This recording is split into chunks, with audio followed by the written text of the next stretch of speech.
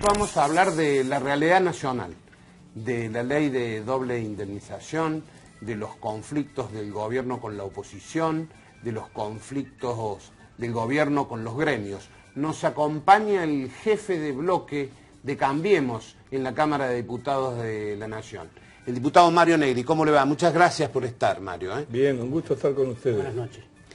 Bueno, Mario, ¿por qué no a la doble indemnización?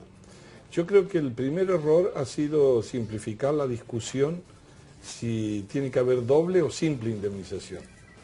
Porque en realidad abordar el tema del empleo es un tema serio, que preocupa y que responsablemente debemos analizarlo bajo la perspectiva propositiva de crear empleo y que no se pierda empleo y que el empleo sea de calidad. Estamos frente a un problema que no ha comenzado ahora y que tampoco se ha terminado de resolver.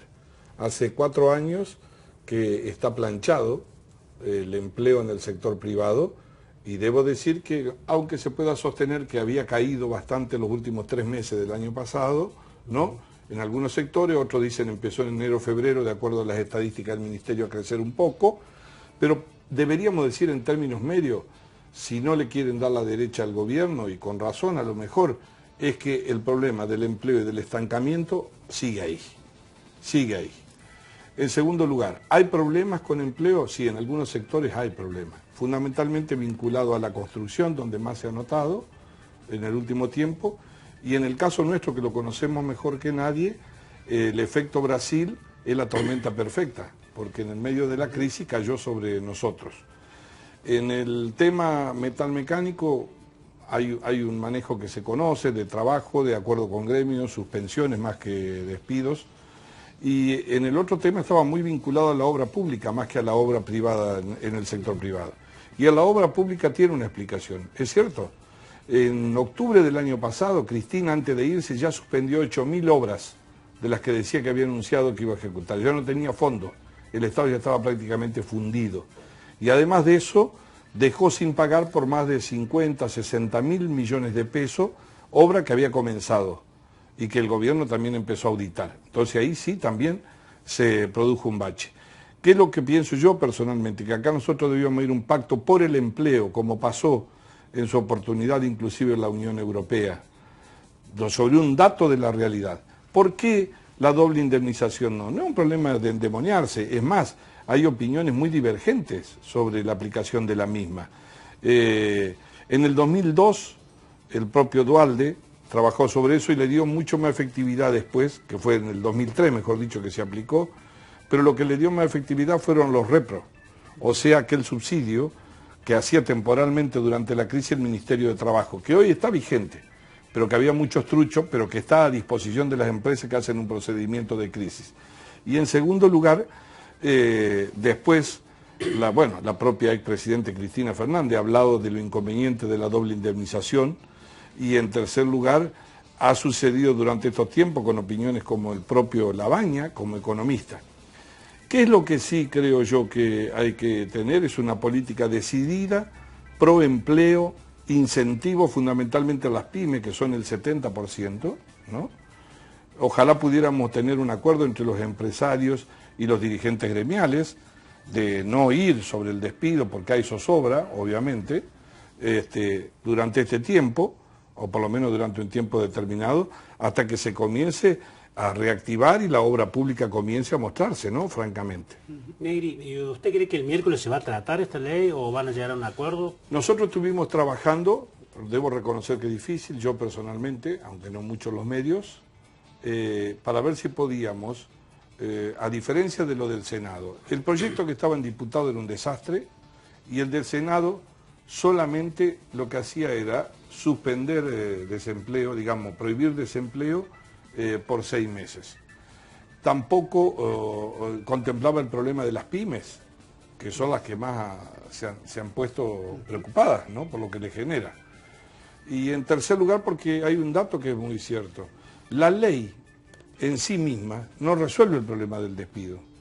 Si un pyme no puede sostener un empleo medio que termina saliendo unos 300.000 pesos al año en blanco, no lo puede sostener. Seguramente lo va a despedir. Y después ir a un juicio. y después terminar pagando el trabajador el cobro en un acuerdo extrajudicial que nadie se va a cobrar menos que lo que fue el motivo del problema.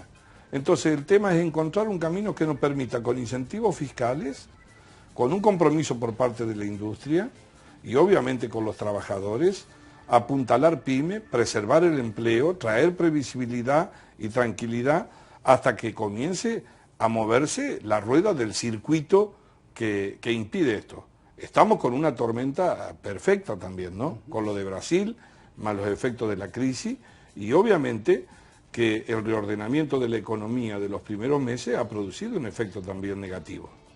Mario, algunos pasos en falso que dio el gobierno sobre esta ley, o apresuramientos, o confusiones, o mensajes poco claros en todo caso, ¿no han servido para unir a la oposición en esto? Porque se convirtió en un problema político, sí, un problema de la realidad económica del país, se convirtió en un problema político. Una buena observación. Alguien me decía, ¿tanto si total por son pocos meses? No, no era ese el problema.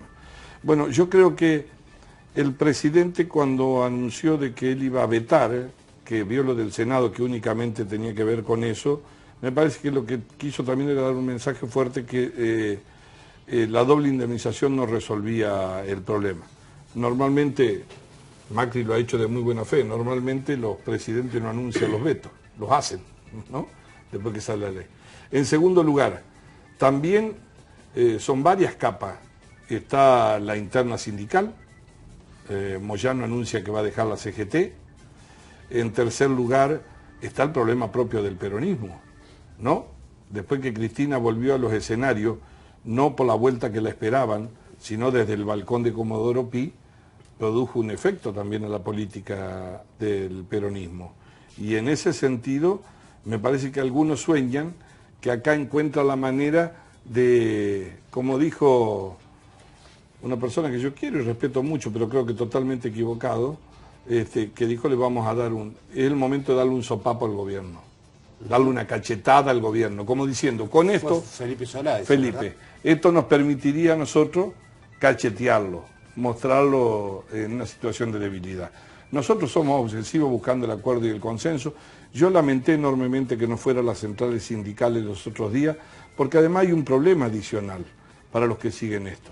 La base de información que tiene el Ministerio de Trabajo, más el CIPO, que creo que es el índice de estadística, desde el año 98 lo maneja el mismo equipo. Es decir, que todos los ministros de Trabajo, de Economía, la base de información la han tenido ahí.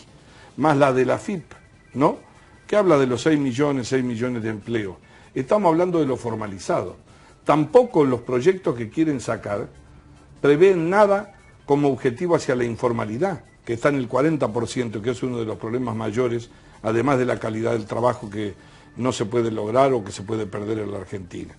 Yo espero que se separe la política, nos quedan horas, apuesto a que vengo desde el jueves hablando a ver si podíamos encontrar a lo mejor un dictamen que nos permita en particular separarnos, pero a lo mejor en general incorporarlo al tema de las pymes, tener un pacto por el empleo con los incentivos fiscales que sean, meter el empleo joven, independientemente que nosotros no compartamos particularmente lo de la doble indemnización. Y ojalá, a lo mejor en estas horas, el gobierno pueda lograr que empresarios y dirigentes sindicales, que vale más que la ley, se comprometan frente a los trabajadores a sacarlo de la zozobra y a decirle que por un tiempo determinado acá nadie va a intentar tocar el empleo que está hoy estable. Diputado, la última pregunta, otro tema. Sí. Usted fue uno de los denunciantes junto con Pinedo por el tema del dólar futuro. Sí. ¿En qué estado está la causa y si va a haber algún resultado concreto? Bueno, nosotros la causa no entramos nunca porque no somos parte. Más, las noticias las tenemos periodísticamente por ustedes, a pesar de haber presentado. Nosotros hicimos una denuncia por las autoridades del Banco Central, porque es el competente, ¿no?, en aquel momento. Y dijimos, paremos rápido, porque acá este negocio nos va a llevar a 120.000 millones. Estamos en 70, lo que tiene que pagar el Banco Central. Tanto es así que cuando nosotros presentamos la denuncia, hubo casi como un feriado bancario de dólar futuro desde el Central como por 10 días. ¿Por qué? Porque había un solo oferente, que era el Central, y muchos compradores a un dólar, a 8 o 9 pesos para ganarse esa diferencia. Independientemente de que haya habido delito ahí, ¿usted cree que hubo una maniobra aviesa ¿Para perjudicar al futuro gobierno? No, ¿O fue un error? No, yo lo que creo que fue parte del relato final con lo que iba terminando. Este gobierno estaba dejando un auto sin nafta, sin gasoil y tiró la llave por la ventana. Y sabía el día que tenía que terminar de estacionarlo y que no explote la mano. El último recurso de los últimos 90 días, la campaña electoral, cuando ya no quedaba $1, fue sustituirlo por el dólar futuro y que la bomba de tiempo le quedara al que viniera.